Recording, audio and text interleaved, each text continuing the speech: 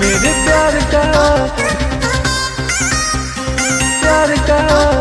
ये लोगों की बना ली जिससे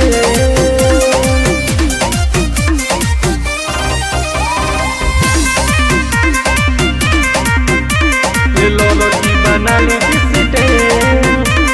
मेट्रो लेके बेबी हाई कोर्ट में मैं जाऊंगा, दिल की सताई साहब जज को बताऊंगा,